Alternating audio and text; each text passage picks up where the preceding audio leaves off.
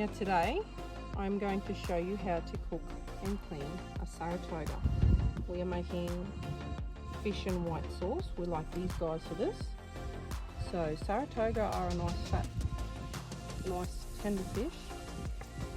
However, they got a lot of bones in them. The bones are mainly along the back side, so the tail is fine, the ribs are fine, it's just this area here. I'll show you how to peel it today, and we're going to make white sauce with our Saratoga.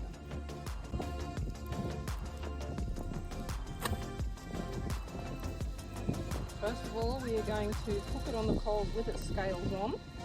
That way we don't need to use any alcohol oil or an oven.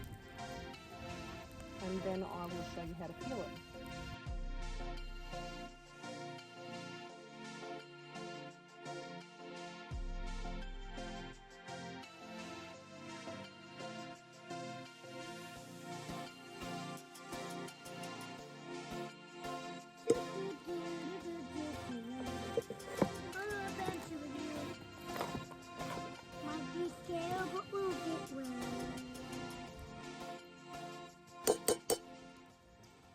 So how do you tell if a fish is cooked or a Saratoga on the coals?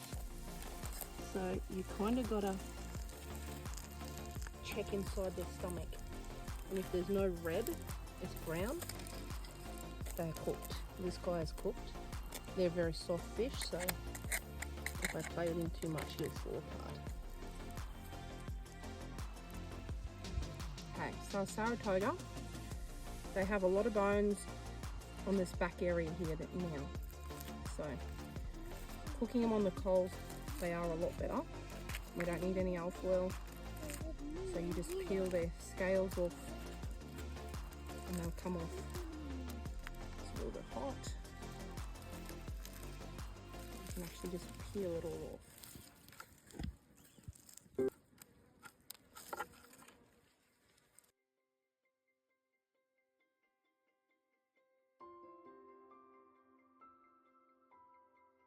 Okay, so the tail part is here. When you use the fork, scrape downwards. Then you'll get a nice, lovely strip. Okay, and this is very soft meat. From here, just go down. And there's no bones in there.